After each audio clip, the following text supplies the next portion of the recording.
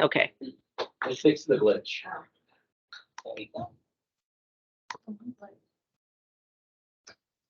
Fixing payroll catch on as well. All right. So let's see. Go back to. You guys can see what's going on. All right, so today is really kind of informal, and it's meant to be a discussion of some sort. How many of you, and I can't see the ones online, but how many of you have had? We have more people coming in? Yeah. Oh, all right. They get front row. We're on many chairs. We got one chair right up in front.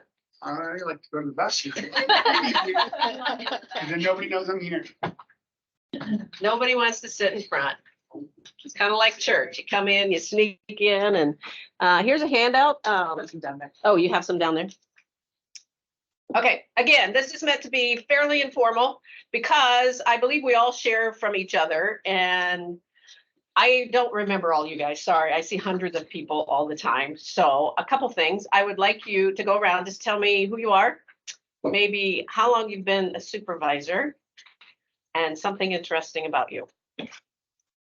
I'll start. So I am Angie. I've been a supervisor for 2.5 years, Okay, and I've been with the company for 5. all right. Something interesting? I'm from California. All right, thank you. My name is Colin Williams, dietary fiber. I've been a supervisor for about a year, and then so I've learned how to ride a unicycle. It's good. Cool.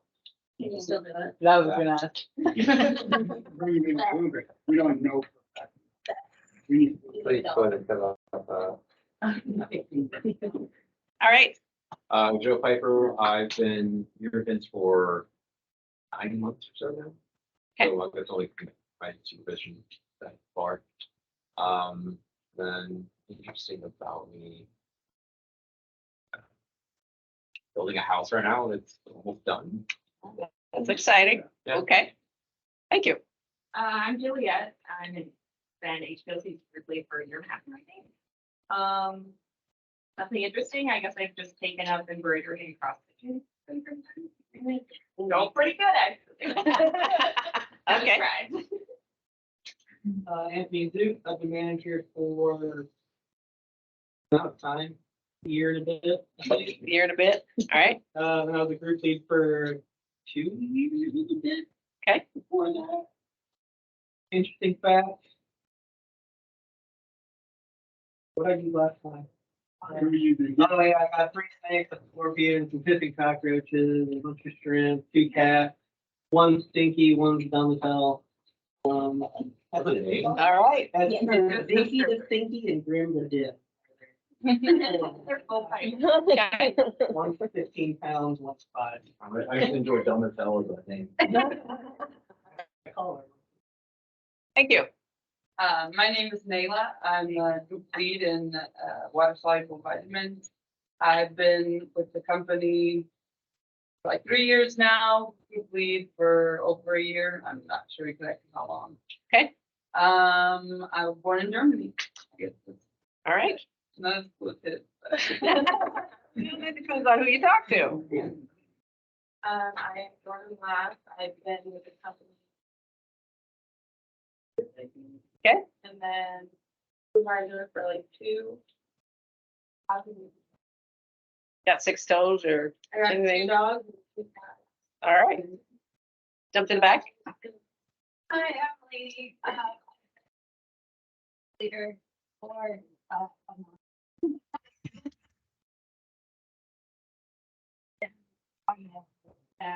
6 national parks away from. Awesome. What's your favorite? Crazy fun. Okay. Thank you. Charlie, I've been here. Then supervisor for a little over a year. Briefly for that. Yeah, I followed the ball 3 minutes. You what? I have a really big saltwater aquarium. Oh, okay. Thank you. I'm Laura Austin. Been here for 5 years. Supervisor for about a year. Fun fact. I haven't seen today. Always there.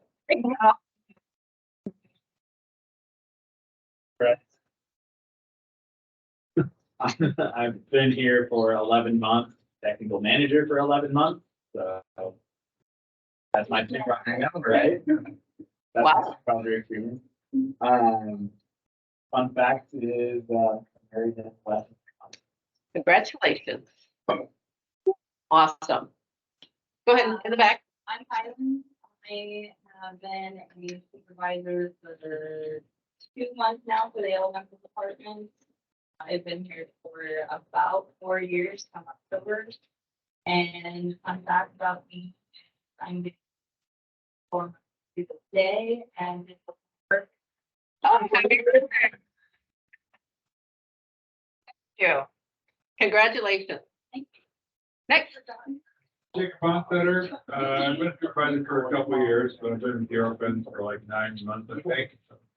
And then, I think I've only been to about six national parks, but Grand Teton's awesome.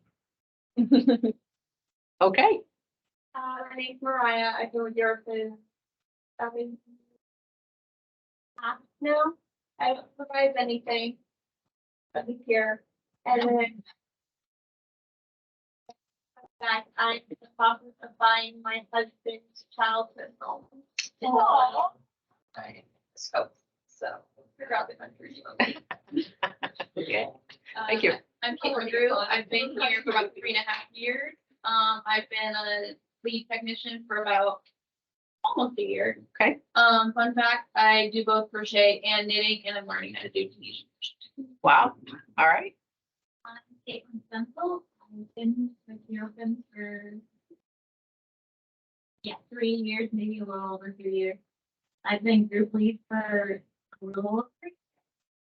Fun fact, I've traveled to 8 countries. Okay. Kim Martinez. I've been a manager or supervisor for 25 years, but only 3 months with Eurofins Wow. this week. The fun fact is we just had one of our cats, it's diabetic, so I am navigating, giving shots every day to a cat. Oh, That wow. is very skittish and likes to hide, so. Where were you supervisor before? I've been in meat, dairy, and pasta. Oh, wow. Okay. All in Des Moines area? No, meat was up in Minnesota, dairy was here in Des Moines, and then pasta up in Maine. Okay. I know probably where you were at. Except for Minnesota. All right. Anna Jarrett, I've been with Eurofins for like 3.5-ish years. I've been a supervisor for a week and a day.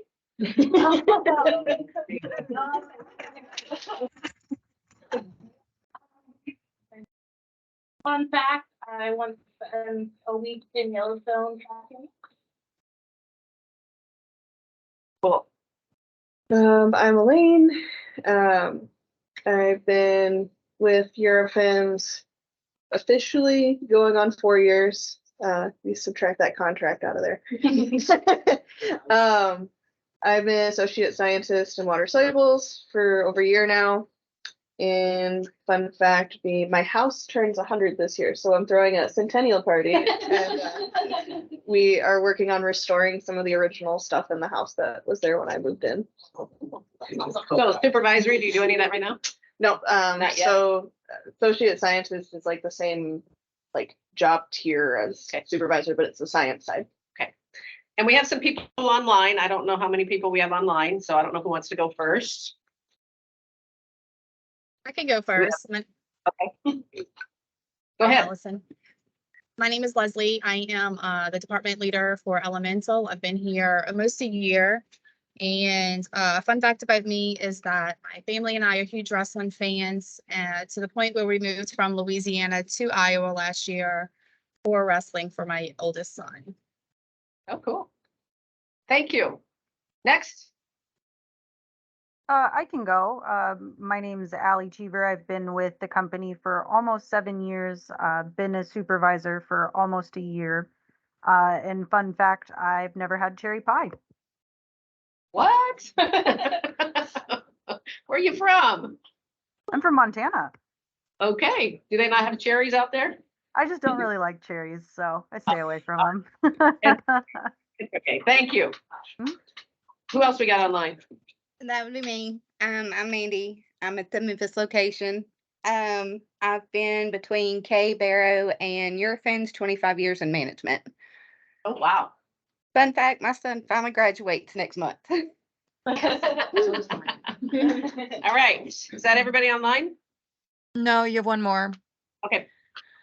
My name's Christine, and I have been with Eurofins for almost 4 years. I work in client services, but I think you guys all know that. Let's see. A fun fact about me is I worked remote from Europe all of June last year. That was a lot of fun. Wow. Interesting. Thank you. Mhm. And we had somebody that just walked in. Oh, go ahead, Bradley. Sorry. And fun fact, she's going over to micro here shortly too.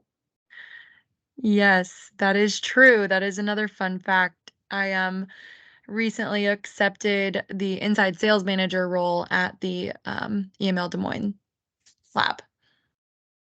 Okay, and just I'm Brett. Everybody in the room knows me. Bonnie and I go way back to the '80s because we were '80s children, so to speak. And I've been trying to do this about 35 years now of helping people grow and leading them and mentoring them. Some days I do it right, some days I do it wrong, but we keep on trying. So I'm excited for this class. And fun fact about me, I have 7 grandchildren, even though I don't look that old. You don't look that old? You didn't ask me if you look that old. Because I know your answer. Yeah. And Yeah, I'm Brian Scholl, the Director of Ops for Fort Bradley. I went through this course about 3-4 years ago. Oh, okay. And went through this program then, I forgot the exact date. I'm just sitting here kind of seeing what more I can learn as well as what changes there are since the last time I went through it. Probably not a lot. Well, you never know. Okay. And you can always pick up some new stuff, Yeah. whatever, available sets. I've been here almost 6 years. Fun fact, people that know me, not a shocker, I sports, and I'm also a foster parent at that, so 4 years now. Bless you. Just got our 7th kid 6 weeks ago. Wow. So, Good for you. Yeah. That's a tough one. yeah, we have 3 in the house, not 7. Okay. And 7 through our house. Yeah. Awesome. Well, I'm Bonnie Slykehouse. I work for DMAC, but I'm working part-time for DMAC because took early retirement in December. So now I get to do my own thing. I get to keep the parts I like, which is the training. And then my other half, I'm a hypnotist. So I do hypnotherapy, and this is prom season right now. So I have shows this weekend, and I do it with my 2 sisters. They're hypnotherapists too. And then my nephew, he likes to do the stage shows. So if you get really tired, just listen to my voice. So, and like I said, today, how many of you raise your hand, and I can't see you're online, but I can about guess. How many have you feel like how many of you have had formal training in supervisory? 2. Okay. How many of you feel like you know nothing about supervisory? Okay. And you probably go into it and you're like, "Ooh, this is a good job." But unlike when you come into any normal job where they kind of train you, it's probably, tell me if this is true or not, you feel like, "Ooh, I got to figure this out." And you're like, "I don't know what I'm supposed to do or how I'm supposed to do it. I'm just going to feel my way through." And it's hard because you don't know what you're saying right or wrong or what you should do or shouldn't do, other than finding somebody that maybe you can watch their actions. So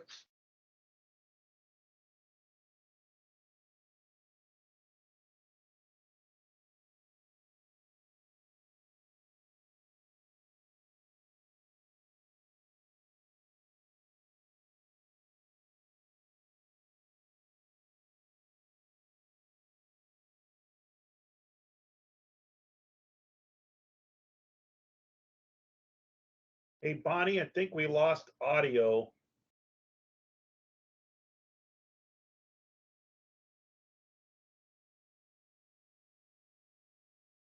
I can't hear you, but I can see your mouth moving.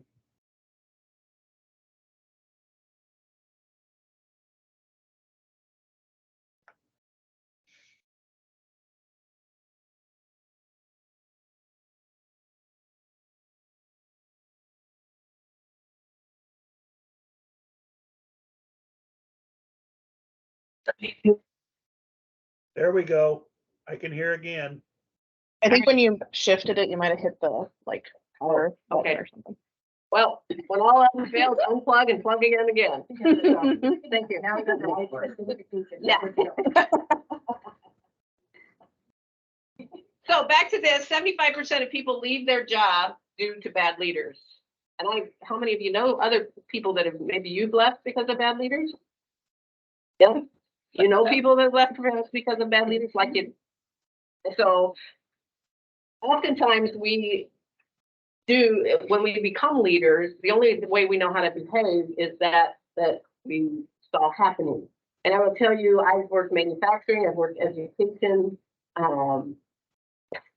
been with several different companies, and I can name on one finger or one hand how many good leaders I've had, which is very frustrating. And I've left organizations because of leaders and because of boredom with jobs and wanting something more. So there appears to be more bad leaders than good leaders. How many of you would agree?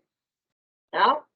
And most of the time, because of this very situation, you come into a job, guess what? I'm going to bless you. You're a leader because we need somebody in that position, or you've been here longer, or maybe you were good at what you did, I'll just say on the floor or in your job. So now, oh, that automatically qualifies you as a leader. But unfortunately, though, that job set is totally different. Now you have to work with people. You have to manage people. Totally different than maybe what you were doing on your job. Good leadership is not a trait, it's a skill that requires practice. And knowing how to deal with people, circumstances, what needs to be done. And there's a lot to it. Competition. It's important to have good leadership.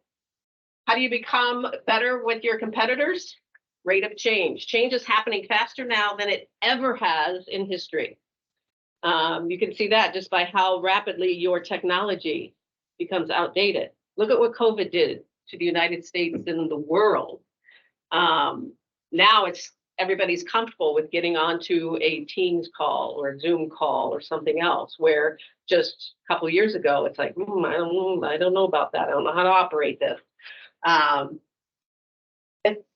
Because of the rate of change, it's much more important to become efficient. You guys are doing this lean thing, and I'm slammed with training right now because after COVID, everybody's like, hey, we got to do something because that was bad. We got to figure out how to be more efficient and how to work together remotely, in person, and better serve our customers, because now our customers, that has forced them to even become better at using technology. So how do you help serve your customers? You guys, what are some of the changes that you went through with COVID? I know you automatically opened a whole bunch of labs, right? Or sites. How did you guys have to adapt? On the fly. Changing our schedule. Okay, changing schedules. My entire department went remote. What, going remote? Okay, so then you had to set up your whole home office and everything else. That anybody else? What did you have? Staffing. Okay. So during COVID, my husband and I's business was shut down for 2 months, so we had to offer lessons virtually. Oh, wow. Okay. Yep.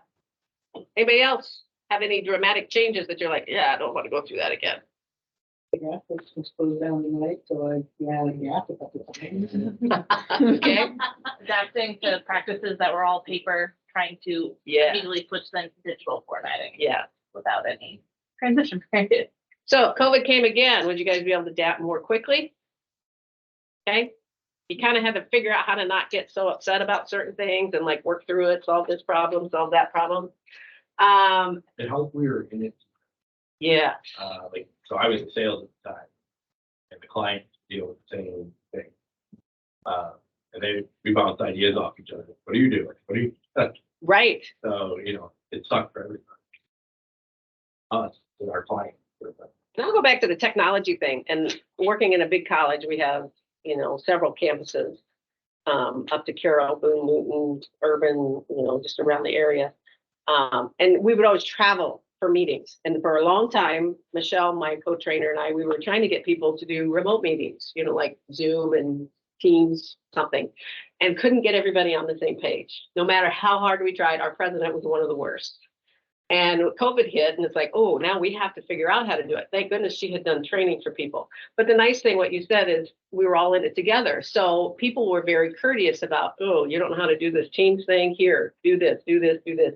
And now, for the most part, people are comfortable. So you didn't have to feel like a fool because I don't know how to share my screen, or I don't know how to record a meeting, or whatever it might be.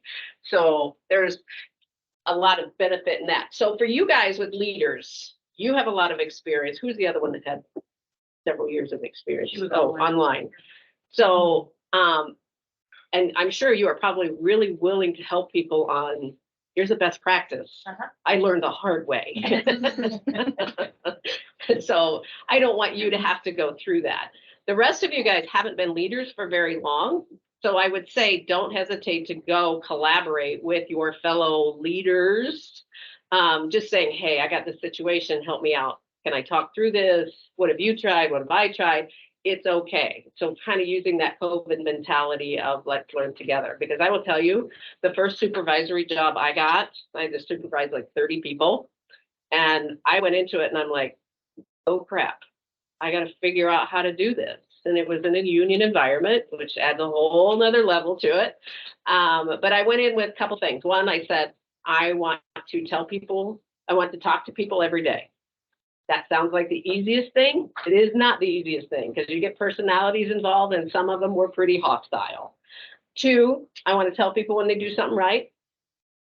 Tell them when they do something wrong and be honest. Get them whatever they need to do their job and help them do it to the best of their ability. Those were the rules that I set for myself. And actually, they served me really well. And I will tell you, the one that served probably the best is talking to people every day. Even just to say, how's your day today? Is there anything here you need that you don't have? Is there anything that you want to talk about? I mean, it doesn't have to be a long conversation. But if you do that enough times, those people that don't want to talk to you end up talking to you. And I had a person at one time that she just unloaded. She was having a bad day, just unloaded. And you listen. That's what you do. You listen. You have 2 ears and 1 mouth for a reason. And she actually came back and apologized to me later, which if I went to Vegas and I bet, the bet that I wouldn't have made is that she would ever apologize. But she did. She's like, I had no reason to do that for you, to you. This was not about you. And her personality, that wasn't a typical behavior, but because you have that conversation every day, you build that rapport. So part of that is in here. So finding ways to engage workers helps be competitive because there is so much knowledge in this room. I don't care whether you've been here for 3 months or 2 years or 10 years. There's a wealth of knowledge that you come in with from your background, other jobs, your work ethic, your schooling, whatever it might be. So finding a way to tap into some of that and to also work together. Collaboration and creating a skilled workforce. So new and projected trends in the world of work show that servant leadership could be the key to future success in business. So how many of you watch the NCAA tournaments? Okay. And it's interesting to see those teams that get to the NCAA tournaments and do well because they actually work together, support one another, and help. They work as a team, and they usually go farther. But if you go back to a lot of the teams that don't make it, they usually have the very one person that does everything, and they don't work together well as a team, or they don't know how to work together as a team. So think about those NCAA people or teams that get as far as they do. They play much better together, supporting each other. So I want you to take a moment just for a second. And I want you, and you can do this with a partner, you guys online, if you just want to jot it down. Then we'll go around the room and see what everybody came up with. So those in the room here, find a partner. Describe the I want you to do a couple things. Describe the characteristics and behavior of your worst leader. Tell me what the culture was and what did it teach you? Because I would tell you, one of the absolute worst leaders I had actually taught me the most, because it taught me how I do not and will not treat people. So take just about a few minutes. I'll give you maybe about 4 minutes. To do that, those of you online, just go ahead and jot down some things. My very first supervisor recorded me when he walked in. Oh my God, it was great. That's terrifying. Yeah, it was like a really healthy, It was great. environment. Yeah. My worst manager just was never there. Never. So it's five meetings. Their conflict, they figure it out. If there's anything, we ask them to help us resolve the conflict.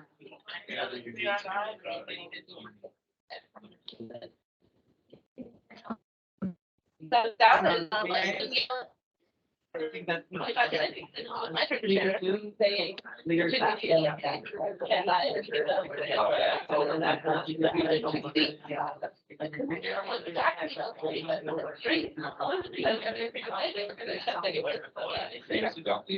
I really feel like kind of your job. I'm like, I was 19. That's what I'm doing. Come on, they're 40-year-olds, 330. There once was a sink that was left on. And then the next day we proceeded to have a department meeting. And then shown how to turn it off and on. And then fix it. So, yeah, it was a good first job. Yeah. Good lab. I don't lab manager, that kind of did the same thing. But like, I watch it like, I mess up really from like, how I'm in, what I'm saying from real life. Oh, yeah.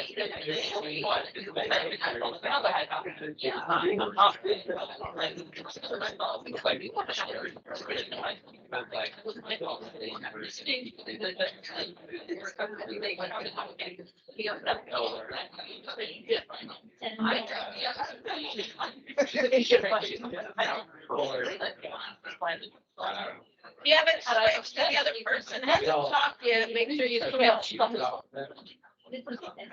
where it's not.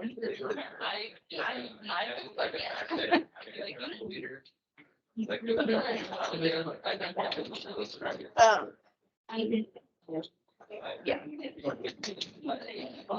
Maybe like, I think another thing is just you want to make the work environment. Being so focused on their goals. Yeah. They need to achieve in order to get rewarded. Yeah. So like the lower person.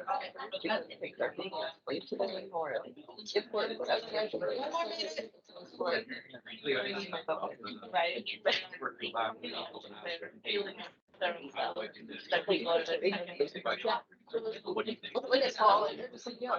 Important. Oh my gosh. Yeah, there's been like, she's supposed to be like a conversation, yeah, and literally it's 45 minutes. I'm sitting there like 19, 20, fresh into the job now, and these are like. That's a question, like.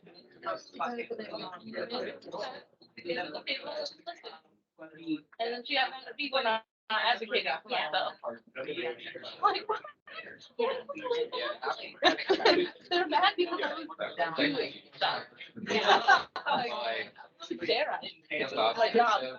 Okay, let's come back together. Coming back to the group. All right, we're gonna start with those online. Tell us, one of your experiences, what are the characteristics, behaviors of your worst leader? What was the culture like and what did it teach you? And let's see, Leslie, you want to go first?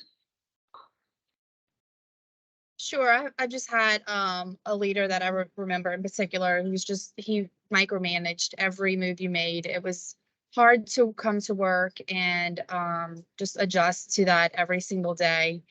he also was just in a bad mood and just brought the morale of the entire facility down. What I've learned from that is that I definitely don't like to micromanage. It's hard for me to be that way, just because I know how it feels to be micromanaged. Okay, thank you. Who wants to go next? Online. I can go. Okay. Basically, I pretty much mirrored what Leslie had said as well. I had a previous boss that wanted to be in control of everything, and it was their way or the highway, and if you didn't do it, there was just a bunch of negative implications with it. It made it really difficult to come into work. You were kind of on edge, dreading what task or something that you didn't do right. So definitely something I learned from it was to lead by example, give positive reinforcement. And I tell a lot of people, this is the way I do it, but you're going to find the way that works best for you. Just make sure that, it goes with your workflow. So it really taught me how to, lead by example, but letting them take the reins on how they want to learn. Okay, thank you, Allison. Who's Mine next? was on a senior leadership team that I was previously on, previous company. HR was trying to help us become more of a team, and so we had our senior leader try to lead us on a book on trust, and after chapter 2 he stopped the book review because he didn't believe in some of the things that we were reading, and he wanted to control it. And so after that book review, some of us left, including myself, and then ultimately HR had to do away with the senior leader because he was a cancerous type leader. Yeah. And who else? So mine was pretty much whenever upper management hears about issues like in the lab and production work or even client services work, that they don't really get that involved because they really don't know the situation, or they try to solve it not knowing how things work in the lab because they're not there. They're just in an office. The thing we learned was thinking outside the box when the upper management was stuck in the box. Okay. Thank you, Amanda. And did we have one more? Yeah. So kind of to summarize what everybody said, I think that some of the characteristics that I saw in my, experience with a bad leader was they were just unrelatable. They weren't willing to do the work they were asking of others, and they were kind of unreliable. They were spread way too thin and didn't have really clear boundaries of what they should be doing for their own team. And it created a really kind of a negative culture. I agree with what Allie said, where you just kind of feel on edge and you never really know like what you're going to expect. And I definitely feel like in that circumstance with that manager, my team, we learned how to work without a real leader, which is sad to think about because, we need leaders in order to make sure we're being guided and supported in the right ways. But we learned how to be independent and rely on each other. So that was kind of a silver lining to that circumstance. What did it teach you as far as being a leader? Well, it definitely taught me of ways to not lead. It taught me how to be more open and willing to support and put my feet in other people's shoes before I pass judgment on the way they did something, and to just be open to listening and learning prior to lecturing and reteaching, essentially. Okay. Thank you. So we want to start over here, and we can go every other one because then those that didn't get to talk this time can talk about their best leader. How's that? So between one of you two, who wants to go on the best? So kind of similar to Christine, my worst leader was completely absent. Same thing.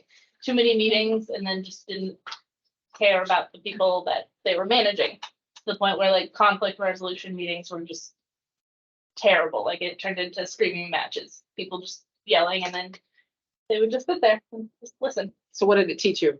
Taught me to be present and active. All right. And out of you two, I'll do the worst. So Okay. we talked about production output versus well-being of the employees. We talked about yelling and not being engaged with the team, trusting work onto others, so increasing the load of the others before taking on work themselves. And then you had no option to say no to this type of leader, or you didn't feel that you were empowered to say no. Okay. And what we learned was by not giving training to us, we need to give training to our teams. Be reliable, be relatable, and empower our teams to say no. Okay. Was it you two? Okay. Okay. I think our big takeaway is that we had a lot of great leaders that were more focused on being or being in charge, so being part of the team. Yeah. Feedback from other people and hope of them, like their employees, they want listening to. Just kind of make decisions and micromanage. Hi. Did you have one? Or did you want to share or not? I'll go last. Okay. Any other, I know you guys were a group of three. Any other comments there? That was a lot of it. The other thing was I had a leader in the class who was very untactful with giving any changes or was reeling and patient. Get a unique skill of giving good news in a bad way. Okay. So it taught you what? Just to be more tactful when delivering any sort of news and how to do things that maybe aren't going to be go over the best with the team. How to deliver it in a better way. Okay. Back there, was it 2 or 3? Okay. So, for force leaders, we said kind of lack of communication, very little knowledge over the department itself. There. And then, lack of. Okay. And what'd you learn? Be very transparent. Okay. There's an let them know step by step what's going on. I'll go through the solution. All right. Any other comments since there are 3 of you? No. Next group. Like that's all, but. Okay, so 2 of you get to go. So we had like, there's a reactivity or a volatile nature about them that makes them approachable. There's a lack of communication. Talking over something to go to have a conversation. For you and real review. The environment of fear, leading to unpredictability. You feel bad for the day and then the lack of collaboration. Like I'm the leader and tell you what to do and getting on. All right. She took them all. Oh, okay. That's not fair. We said I have food. Oh, I didn't hear that. Oh. That was a bad leader.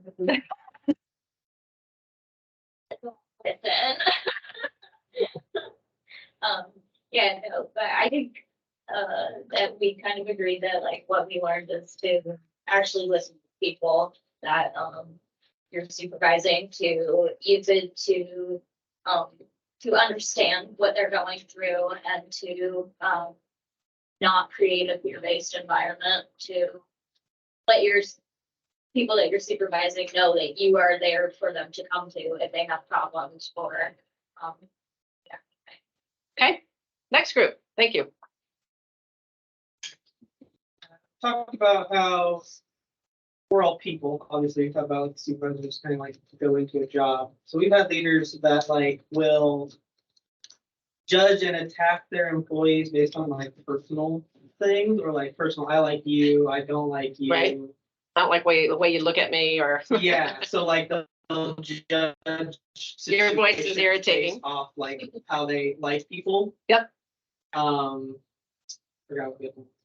But we talked about how that makes us kind of like, when you go towards a situation as a leadership, like even like we're people, we like certain people, we don't like other people. When you go into like any kind of conflict resolution or something's happening in the lab, you can't judge based off that. You kind of just have to go in as a reading a situation, not reading people. Good observation. All right, next group. We formed group 3. We basically just talked about lying, never leading by example, demeaning. Just like those are big ones, I guess.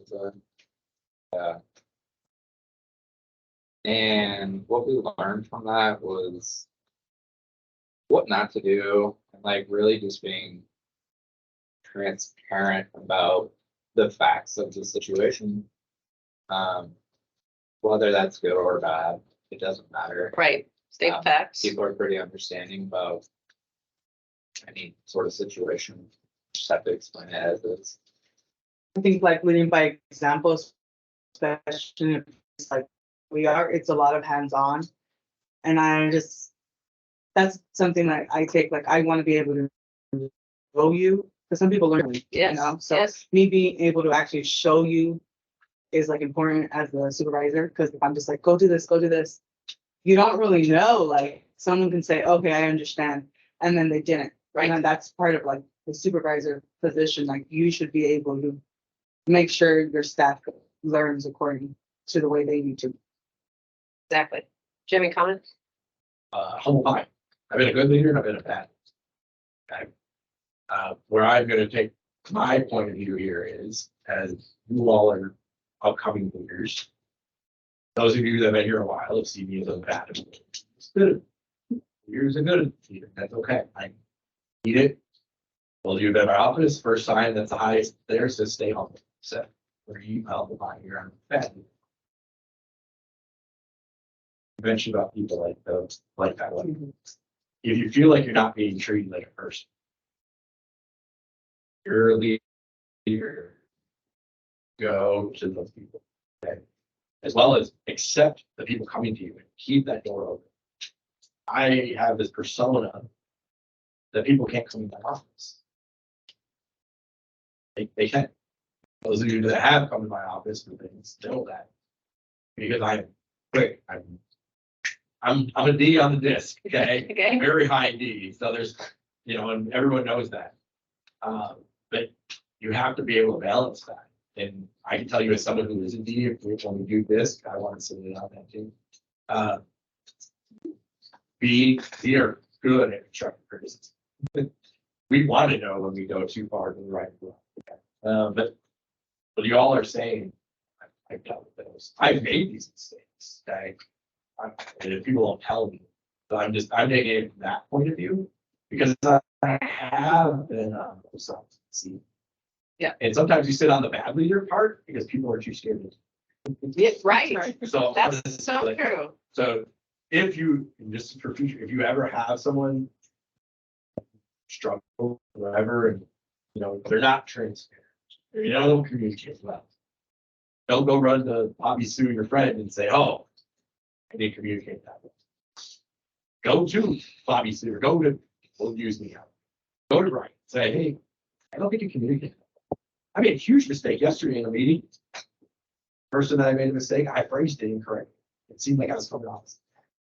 But really, I was trying to, hey, we got a short time period. Let's tackle these things and make sure we're not wasting our time tackling these things."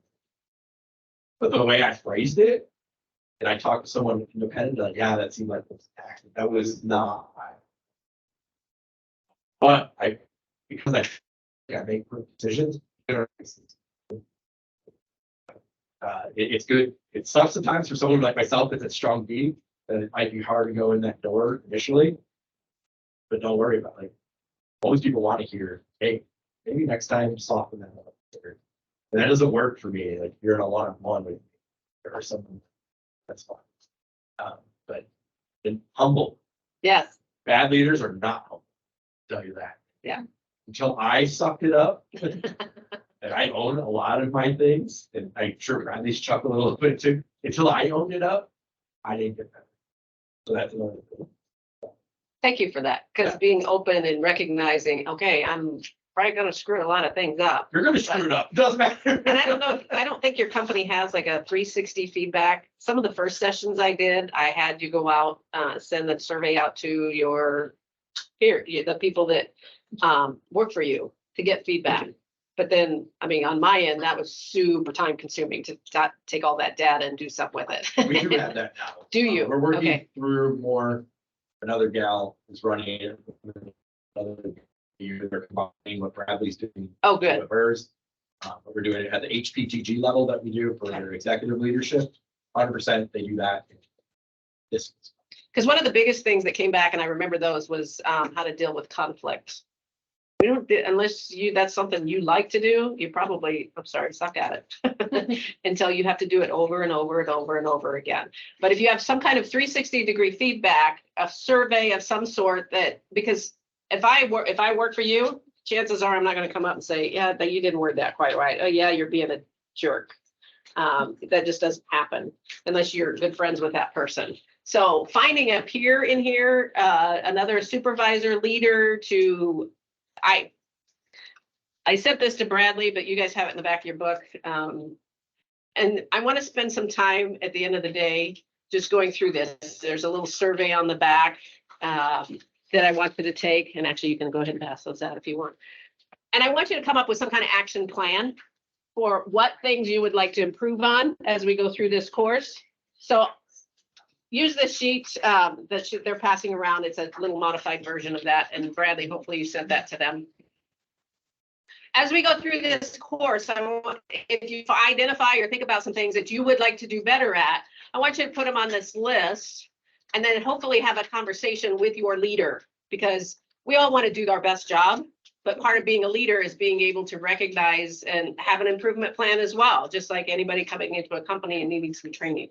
So I'm going to give you another 4 minutes to talk about your best leader.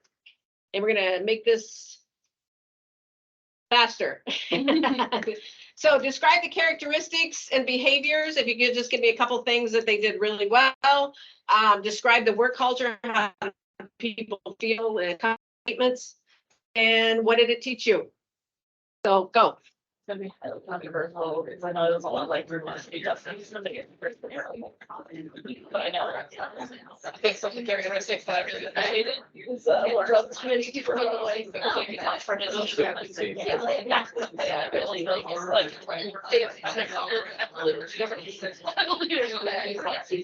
but I know that didn't always slow up. Yeah, people like he was present. And he was always fighting.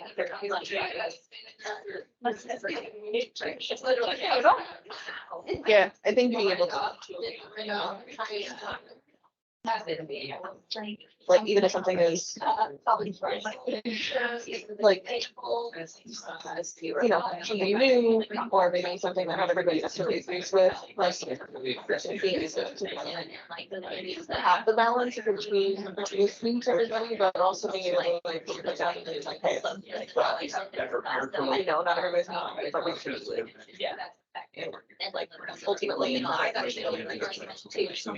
for the job. But because like I've had bad ones that like are too passive. Can't really do anything. So then, like, okay, you know what? I'm gonna support things.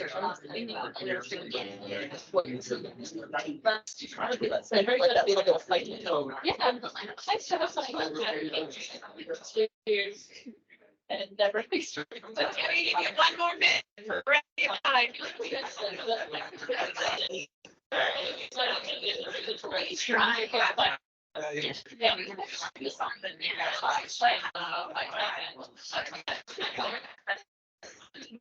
You're like supported, yeah, and provide wants to succeed. What is it? Yeah, I have to leave in like 8 minutes. So could I send you a message to ask about what I'm supposed to do? Okay. Just to keep us moving, because it's amazing how fast time goes. Those that didn't talk the first time, tell me, in as brief statements as you can, What are give me an example of your characteristic or behavior of your best leader? What was the work culture like? What did it teach you? This group, go over here first. So we said that being organized, and like time management, and then also like standing up for the team leads for your environment to us thrive more and naturally want to do more and achieve more because you feel the support. Yeah, we want to be like that. We want to Okay, support our team. good. I mean, I'm gonna say the exact same thing, but that they actually stand up for their employees. They don't like belittle you or like blame you for anything that goes wrong. So they actually, so you feel supported and then you want to go to them with any issues that you have because you know that they're gonna listen to you and actually do something about it instead of just kind of like putting it to the wayside and then never hear back from them. So it's a lot of communication, feeling supported, and then that they stand up for you. Yeah, so we said that like understanding like people's personalities and when their learning curves is very helpful, and being really good with conflict resolution. Okay, and did you have, you didn't get to talk? Yeah, and just kind of go off of this, sometimes, like, some people just need to unload, just, to talk to someone without opinion, so Yeah. do that as well. And then not thinking favors, treats everybody.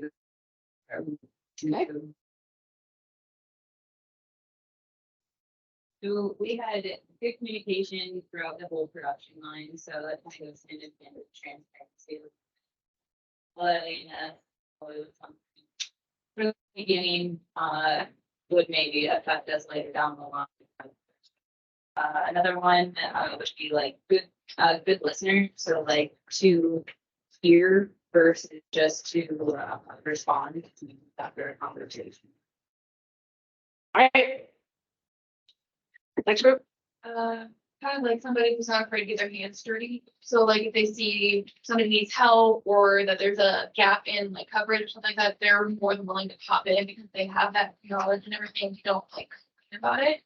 They're just there to help out the team because whether a leader likes it or not, they are a part of the team. Mhm. They just happen to be in a position where they can kind of help move around the team to work at its best, And then another thing too is like, even if they don't have direct knowledge of whatever their company or whoever they're managing does, respecting and listening to people who do have that technical knowledge and, take suggestions from them and work from that point rather than just what their idea of how something should go.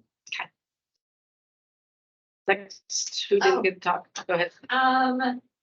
Investing in your coworkers, getting to know them.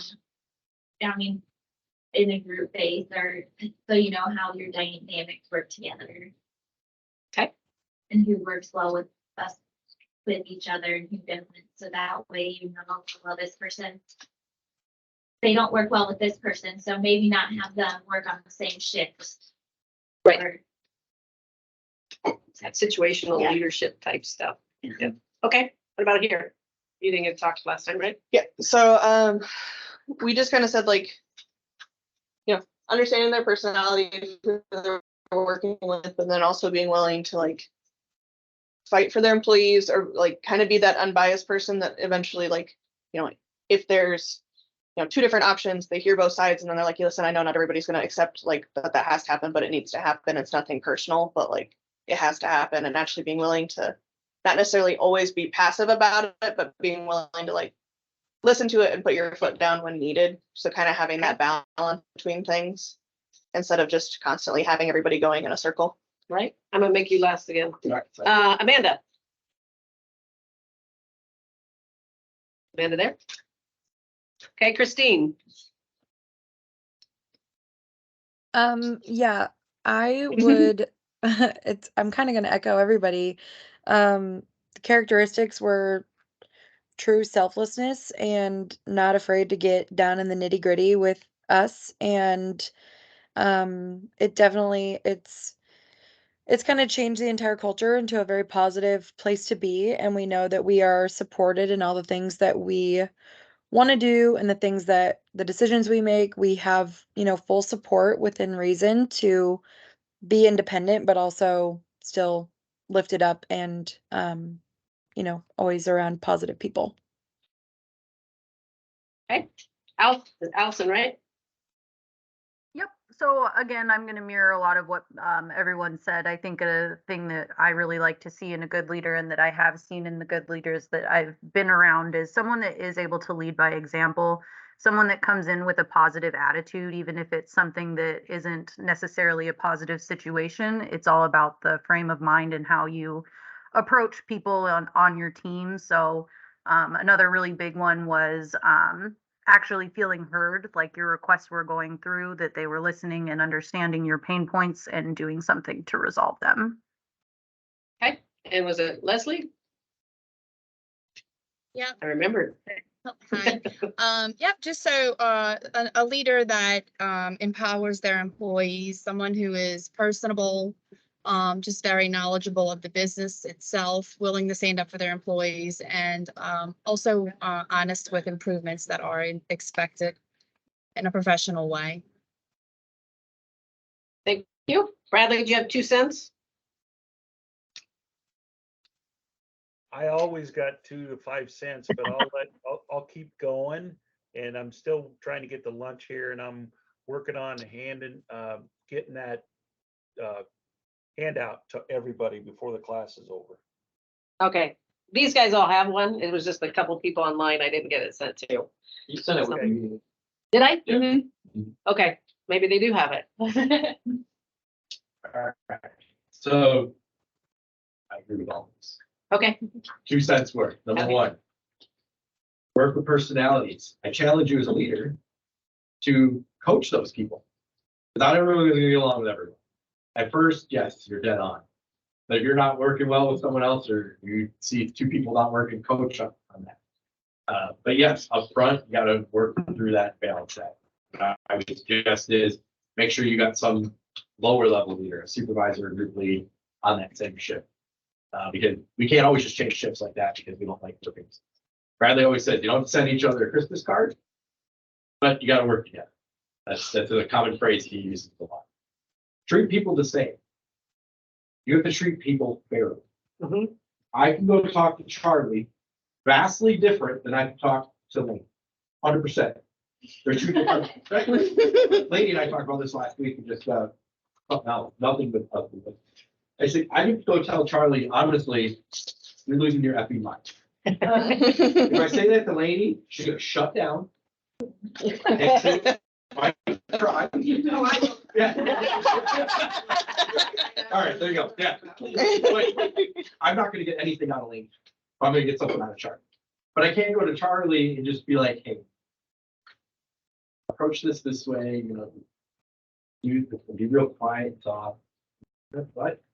But Lainey, that's gonna work perfectly. Yeah. So treat them fairly, but don't always treat them the same. As you get older, you get kids and your parents, you gotta have to treat them differently. And again, someone said, don't find favorites. 100% agree with that. Even though you have your strong people and your not as strong people, it's your job to bring those not as strong people up. Because you need, Bradley, another phrase, either you're gonna change people or you're gonna change people. Yep. And hands, dirty hands. First time I met this young lady, I'm all pointing to Angie. I was the department leader, New Year's Eve. Miranda was 6 weeks pregnant, I think, something like that, when she was here. I went in and weighed poops. How can I help you make your day better? And I went in, I weighed poops. And the first thing Miranda said is, I haven't seen a leader come in and say, I'm okay with eating poops. And that's, but go get your hands dirty. Yep. It's okay. In elemental, when I was running the team, I moved people to make their shifts happy and volunteered to work second shift to help. And I worked double shifts. Fox people saw me up working. This young man right here, Mr. Anthony Duke, like, you gotta go home. Once I did. I'll admit, once I did. But you gotta be okay to get your hands dirty. Your team will respect you for it. And they might give you a little bit of grace when you make it. But all the things you all are saying, you're dead on. I just wanted to touch on those few things that, yeah, treat them the same, but fairly is the word we're looking for, but don't treat them the same. So. So I know this seems like it took a lot of time, but basically you guys have touched on so much of what the rest of this presentation is about. And it's, you know, to hear you actually say it and actually think about it. So I'm going to go through the rest of this presentation a little more quickly because you've already touched on a lot of it, but we're going just a little bit more in depth. So you know what, you're gonna, I'll just tell you, you're gonna screw up. You're gonna screw up a lot. The key is, do you learn from it and do you try to make yourself better? So, so think about your ideal leader. This, because we're gonna run out of time, I'm not gonna have you do this, but you can jot it down because this might be something that you wanna make sure that you do. Think about your ideal leader. What do you see them do? Some of you said they're present, they jump in, they're not absent, they're helping people, they're listening, they're asking questions. What do you hear them do? You hear them do what? What are some quick examples of what do you hear them do? Encouragement? Positive reinforcement. Positive reinforcement, absolutely. All of those things. So think about do you give that positive reinforcement? Are you asking people, what can you do to help? Is there anything you need, or just talking to people every day? How do they make you feel? Quick. Appreciated. Supported. Confident. Safe. Be able to. Safe. That's how you learn. That they can come talk to you, hey, I screw up and I'm not gonna get bashed over the head. It's like, okay, they'll help me learn. And they help you do what? Fail forward. Grow, fail forward, learn. Okay, so what is service? The act of helping someone, a system, supplying a need, performing routine maintenance on something. So help someone improve a process, make work more productive by creating standards, visuals, training, sharing and expanding their knowledge, where it's not just a body coming in and go forth, God bless, don't screw up, and I'll come back when you make a mistake. Okay. Influence and engage. How do you draw out some of that knowledge and expertise that maybe isn't outwardly shown? Put training into action. Help people understand. When you said, hey, you that said I understand, but maybe they really don't understand. So go make sure that they understand what are the steps, what's happening, what are the results. Help them see opportunities and ways. You guys are doing a lot of ways and things like that. But go out. How many of you went out and said, hey, do you have any thoughts on how to improve this process or how to make it more efficient or what bugs you? Supplying a need. So do you guys have a system to generate ideas for improvement or improvement on just how you supervise or systems or processes? You said you have the feedback, the 360. Yeah, with our lean team, and then the department leaders are supposed to be working with the teams as well. Okay. And so most of the ideas come from the bench. And you guys, are you still doing like those huddle boards or, okay? So Most of that's, them are electronic now. oh, okay. But yeah, So that's opportunity for discussions and things like that, or? yeah, we have a BI board now. Okay. BI. Okay. We're working on getting it so everyone can see. There's no secrets. Yeah, So. sharing of information. Yep. Okay. System to sustain improvement. So you just talked about some of those systems. Ongoing training and knowledge and sharing, you're gonna see that come up a lot. Empowering employees to make things happen and do things or get things done. So the encouragement part, making sure the training's there, sharing the results, sharing best practices. The other part of that service is performing routine maintenance. You guys is your equipment reliable? Okay, I think that was an issue the last time too with the equipment. So we have a TPM program. Okay. And it's adapting everything. Because if your machines don't work, your process is broken and it causes great frustration, and then attitudes and everything else come out. Because you're trying to do the best job you can, but retraining, do you guys have a lot of retraining with things? Good on the job training program? Yeah. Okay. And think about what individually you could do. I would say from a 5S standpoint, from a lean standpoint, visual controls, training documents, just hands-on person-to-person training that you could help those people that come into your unit or even next to you that you see. How can you help their jobs be better? Even with your supervisory skills, what can you do to help people perform some of those duties more easily?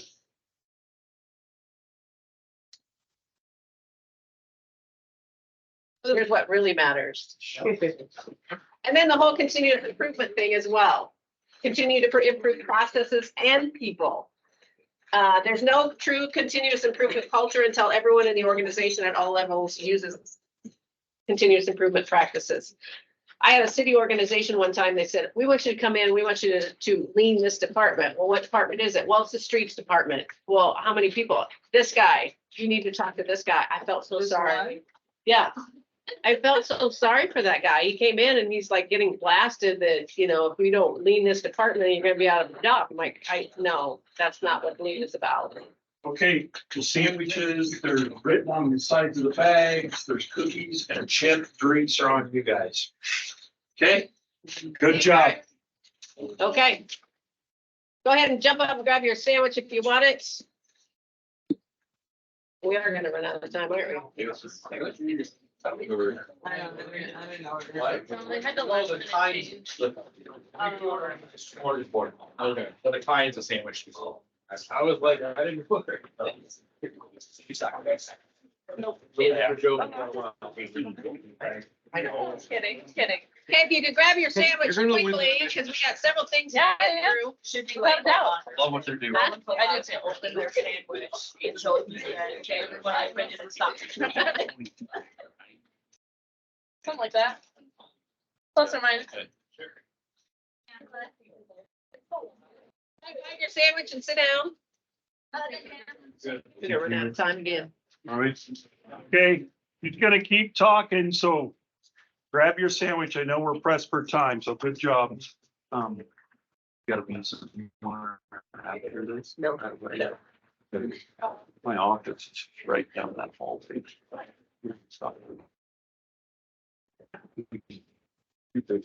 Breeze a little. Okay. Yeah, I'm just at Council Bluffs after this. Wow. Oh, wow. Got to do a 1-on-1 tomorrow. Okay. Cool. Trainers over there. Are you the trainer? That's where they sit through and see if I've done it. And then we'll go back. I got like 4 more to do. I gotta go over there. And then drive to do 2 days up there. I used to do that back. I know. That's what it reminds me of. It's like, yeah. Anyway. When you're retired, right? Well, it's kind of crazy. So I retired so I could do more of the hypnosis stuff. Oh, yeah. I'm trying to still squeeze that around the side. I'm like, oh, that's right. There's a medieval. Yeah, oh, yeah. And it goes like that. Yeah. All right, I'm gonna keep talking while you guys eat. So servant leadership, it's focused primarily on the growth and well-being of people in the communities. So you think about service, you are of service to the organization and the people that work for you. Share power, puts the needs of others first and helps people develop and perform as highly as possible, okay? It's not all about the power and the ego and the I do this, I do that. It's taking a different kind of view. So it enriches the lives of individuals, better builds better organizations, creates a just and caring world. So companies are figuring this out. They're gonna, I mean, just think about the conversations you just had. How many of you have left an organization because of bad leaders? And I will tell you, it's much more expensive to hire somebody if you have a high turnover. It costs company a lot more with high turnover rate. Okay. So bad leaders cost the company in so many ways, and I can attest to that in every single job I've had. We don't want to fire this person because they've been here forever, but they suck at their job because basically they've checked out, they're not a leader, so people are going to leave. And now you got to go through all that hiring process, the gaps, you're going to burn out other people. It just goes on and on. So famous leaders that use servant leadership, they didn't become famous just by happenstance because they actually used this practice.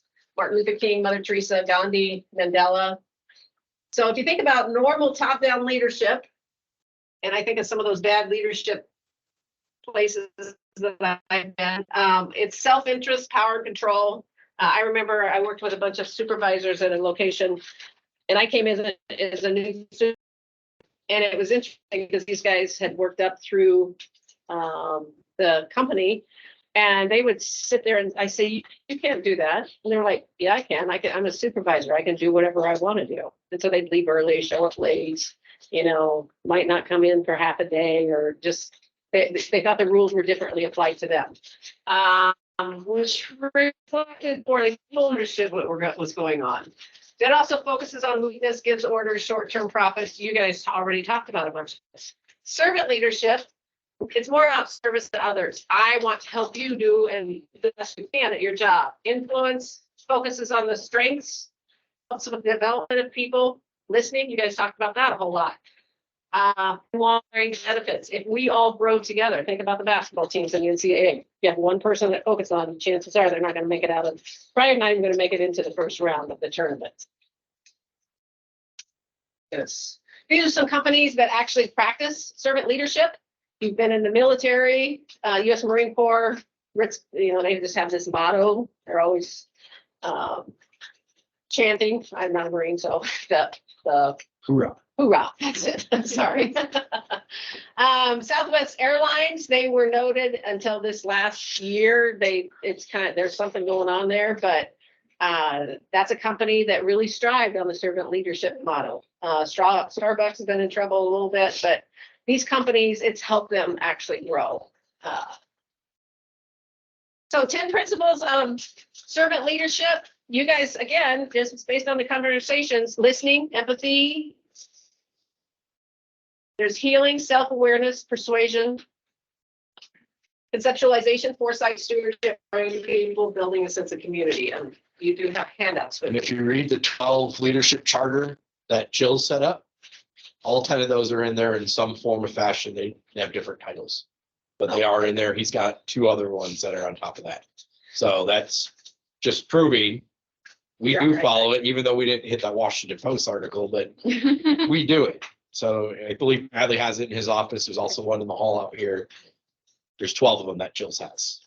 So thinking about, as we go through these, that you guys have that set up already. Listening, you guys talked about how important it is to be able to listen.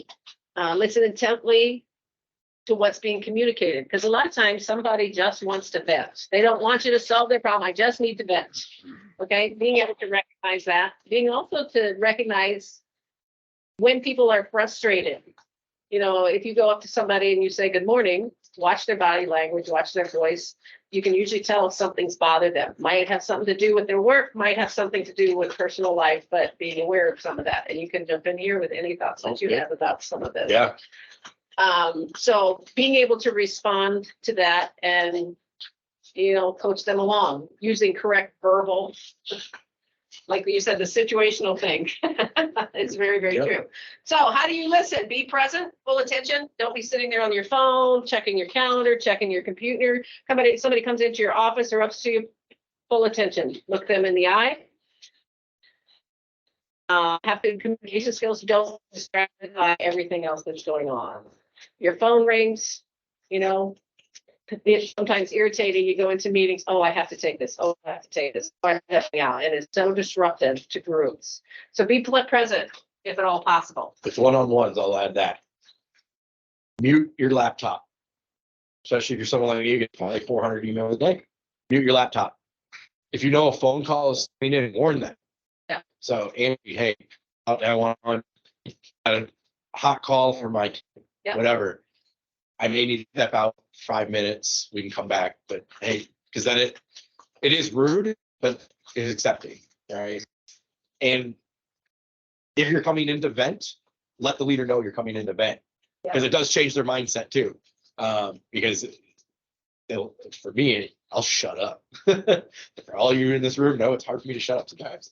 But if you come in and say, hey, can I come vent to you for a minute? Rather than, hey, can I talk to you about something? If you use the word vent, at least with me, I know, okay, first of all, I'm not gonna take anything personally. And number two, I'm just gonna sit until you're done unloading. So those are the big things that I've learned too. And for me, I flip my phone upside down in a one-on-one. Unless I know that call's coming. Because there's like, Oh yeah, well, every freaking thing that goes by and blink and right. like whatever they call it now. So Talk to people daily. I'm telling you, that's something that served me well. Like you guys, if you're all in, like a unit together or something, even if it's just saying, hey, good morning, how you doing today? Sometimes it doesn't take any more than that. Pretty soon, that person, when they have a bad day or they have an issue, they're much more willing to come talk to you if you've already established that conversation. And sometimes you might get into longer conversations about their personal life. That's fine. You're building rapport. Ask for opinions and feedback. Don't be afraid to do that as a leader. I've been in situations where I remember there was a group of guys, they had so much seniority and I had to keep approving the same thing over and over again if something failed or something wasn't quite right. And I'm like, here you go, guys. I said, together. I said, you know what? I've been here X number of months. You've been here collectively for X number of years. You know way more than I do about what's quality and what's not. You call me over, I turn around and ask you, is this good quality or not? You tell me, and then I say, okay, run it. Okay, from now on, I trust you. If you want me to make the decision, I will. And this wasn't anything like what you guys are doing. It was more like dense scratches and things like that on a unit. But so giving people that trust and that support. So counseling and listen to what's happening to try and remove barriers. So if you start hearing these little rumblings or the rumor mill or people are grumbling about things, try to get it out in the open and try to address it. Don't just ignore it because you're like, oh, I don't know how to deal with that. Sometimes it helps to get a group of people together and just like, let's get it out in the open. Let's work through it. Because otherwise it just keeps festering. go buy the chair. I use that for my elemental, right, Charlie? Go buy the chair. Go buy. First, people wouldn't buy chairs. Computer, they were using a computer in procs. I just kept messing. I'm like, go get the computer. I went and bought a computer. Chair. What was Ginny had a chair that wasn't working. Tell me which chair you want to go buy. Yeah. But those little things that makes their day 10 minutes faster or just more comfortable. I know the little computer I bought took me 15 minutes to put up and set up. Yeah. And that works. There's some hills you want to die on or some. Just serve it. All right. Hey, let's do it. Yep. Okay, empathy. Maya Angelou, people will forget what you said. People, what you did. People will never forget how you made them feel. Okay, so not you and some leaders that you've had. So some of the skills: seek to understand, recognize people, and accept people for their uniqueness. Everybody is different. That's why it's kind of nice to go talk to everybody every day, just so that you can kind of tune in to what makes them happy. What do they like to talk about? Maybe it's their pets, maybe it's their car, maybe it's going on vacation or family or career choices or whatever. Assume good intentions in people. Most people are trying to do a good job unless they're motivated to do otherwise. And so being able to recognize that if they're frustrated, sometimes they got to vent, sometimes you got to work through some issues, and sometimes you won't see eye to eye. And I would say, if you have anything you want to add because of your years of experience, please share. So I can take over now. Right. I can do it. So how do you show empathy? Talk to people daily. I just keep that served me probably better than anything. I'm just telling you. Ask questions. Instead of always trying to give a solution, one of the things that I've learned to do over the years is somebody will come up with a frustration or you should do this. So what would you do differently? What is your suggestion? So kind of turn it around. People come in with problems and they want me to give them the answer. And so I'll flip it around and say, What's your solution? What action do you think we should take? So If kind you of get their buy-in. Yeah. That helps you a lot. If you get the team's buy-in or the individual's buy-in, then it goes a long way to get whatever you need solved or fixed or worked on. But if you cut them off and don't get their buy-in, then you just shut it all the way down and you won't get anything moving forward. And by switching that around, asking them what they would do, it's also a teaching moment. Get them to verbalize and then work through some of that. Share commonalities. I believe I'll pass time. Healing. Healing is another one of the components of servant leadership. Heal people emotionally and spiritually. Going back, and I gotta say, talk to people every day. Sometimes they just need somebody to share their frustrations with, and it might be a sad day. I do hypnotherapy, and I'm telling you, there's so many people come in, they just need time for somebody to hear them. I'm amazed. It just let me talk to somebody and know that I'm not going crazy. Building confidence. You know, we do the best that we can with the knowledge we have at the time. Help them understand what good qualities they have, that it's a learning opportunity. We can always go to the negative. I'm going to go back to the NCAA tournaments because I was just talking about it this morning. But you can talk about this team lost, that team lost, oh, the rest were bad, this and that. But really, spin it around. They all played well. They did the best they can. You know, I think of Iowa women. They were outshot. You can talk about reps and everything else. Rest is 65% from behind the line, 3-pointer. Yeah. And I keep thinking, I go back to my hypnotherapy because you want to spin it around to turn it into a positive. People have depression and things because they get stuck in this negative cycle. I'm looking at everything bad and looking at what this person didn't do and I didn't do and the break I didn't get. Turn it around and start looking at what's the positive. I get people all the time that will make an appointment, not all the time, but sometimes they don't show up or they'll worry that, hey, I'm going to see your sister versus you. And I'm like, you know what? It happens when it happens. You'll be here, and that's different than what here is. But having that change in attitude about how everything happens in its own time, changing people's attitude about trying to see the good rather than the bad. Because we get stuck so easily in the bad, it comes more natural than the good. Empowering people, helping people make their own best educated decisions within parameters, but making sure that if they do that, that you properly train them. Instill trust and faith. So how do you do the healing? Identify the need and motivations of people. Again, talking to them all the time, figuring out what energizes them.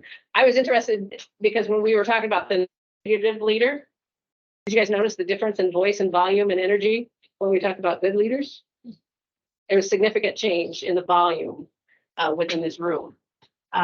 Make them see that you care. And again, this goes back to eye contact, body language. Now you're sitting there talking to me and I got my hands crossed. What kind of message that thing? Closed off, or you're cold. Yeah, if I'm cold, okay, your body language has a lot to do with it. If you got 1 foot out the door, if you kind of stop looking at them, looking at the computer, it doesn't send a very good message if you care. Coach them, help them to help themselves through training and knowledge and practice. So going with that person to make sure that they know what they're doing, whatever the steps are. And value individual contributions. The person, my co-trainer, Michelle, she came in, she actually reported to me, but she was brand new to the job. And I tell her all the time how much I appreciate her. And it's because I truly do. But yet we have conversations constantly on how to improve. And our personalities they're at the other ends of the spectrum. But it's kind of like somebody comes in and you like their shirt today. I like your shirt today. It looks really nice on you. It should feel kind of nice rather than just, how are you? Hey, I really like how you did that. Thank you. Thank you for all your contributions. But you got to be sincere about it. Now we got 3 minutes. Awareness. General awareness and self-awareness. How you do that? Seek information. Share information with people. If I come into the job, I want to know, am I doing a good job, bad job? Do I got to work the weekend because I didn't get production out? What's our quality levels? So there's a lot of business information. Again, go back to the people and the motivations. Ask for feedback. Do any of you ever ask for feedback from your people? What do they tell you? Depends on the person. And if you do it once, you're probably not going to get a lot, but continue to ask because people are going to try and fill you out. And then if they feel comfortable with you, they'll probably give you some feedback. Actively work at modeling the behavior you want to see in others. Think about those leaders that were not great leaders. Many of you talked about they did not lead by example.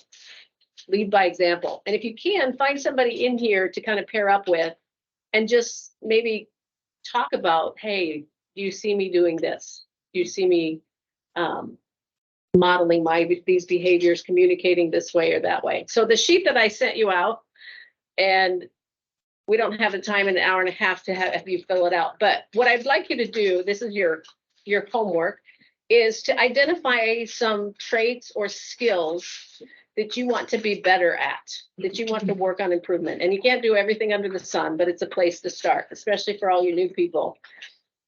And then figure out what can I do to improve that skill? Like if it's communication, maybe I talk to everybody every day. Maybe it's to show more empathy. Maybe it's to show more awareness. Figure out what are those specific things that you're going to do, and then talk about that with your leader, okay? So that they can work through it with you. And then you can have the open conversations about that. Persuasion. Persuasion is a genuine leader is not in search of consensus, but a molder of consensus. So you think about your salespeople, they're very good at the persuasion thing.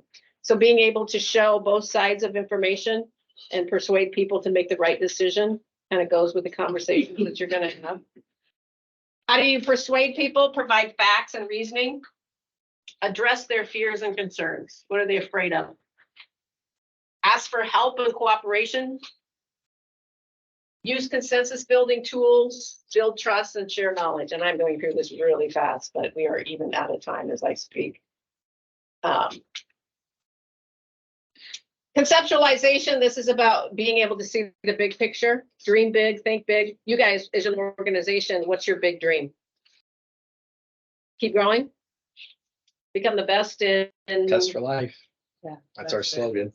Okay. Test for life. Okay, and helping people know how you're going to get there. What are the steps that we need to achieve to get there, and how are we in getting there?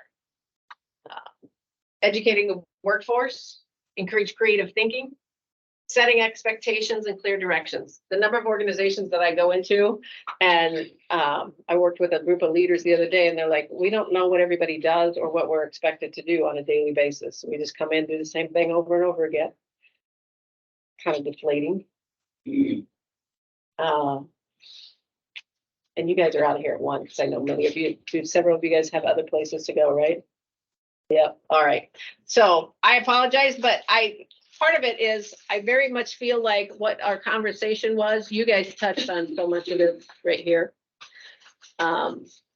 With what you talked about, good leaders and negative leaders or bad leaders. Think of those traits that you want to perform.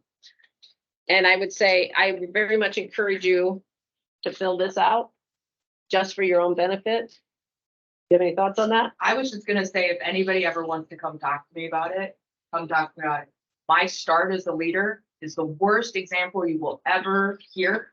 I was given my role 6 months after I started at the company, just because I was female, and they wanted to tick a box, and then they let me loose in a meat slaughter facility with 200 employees, no training. My entire team did not speak English, and I am still here 25 years later being a leader. So you can be given a shitstorm, and it should not let it scare you off. You have, if you're in here, you have the capability to be that leader. They see that in you. So take it, right? Build it for yourself, because no one else is going to really do it for yourself. You got to do it for yourself. So that's all I'm going to say. Thank you. And don't be afraid to make a mistake. Correct. I have made every mistake. Some of you, I've made the mistake with you, right? And that's okay. But my door is always open. I know Bradley's is open. So, hey, are we listening or are we just talking? So just be humble, all right? You're gonna make mistakes, own it up and move forward, you know, and don't dwell on it. Don't be Eeyore, but also don't be freaking Tigger every day. Okay? Just bouncing off the walls. I'm more Tigger than I am Eeyore. So I have to calm myself down. But be humble and you're gonna go far. And find someone, you mentioned that already. Yeah. Find someone as a mentor or as even a buddy sounding board that's your peer. I can tell you, Alex and I talk a ton. Bradley and I talk a ton.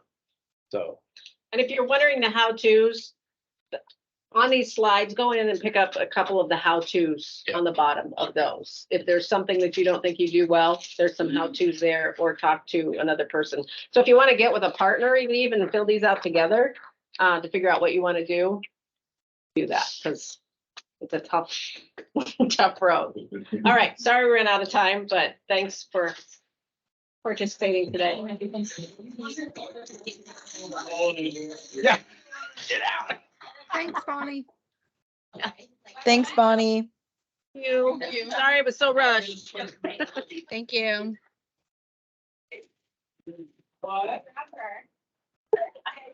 So now that you're supervisor, you can coach me. Teach me all the stuff I'm doing wrong.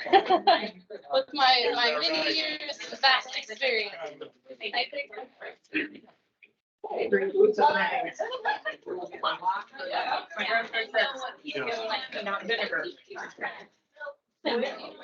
Honey. But if you want money, I don't have much. I got children in college.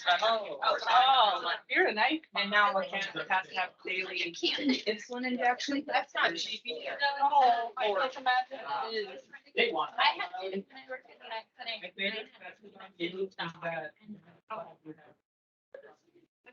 Yeah. He's the sweetest. So. Why? Were there any bags left over? Because some of us didn't get it. I don't know. Okay.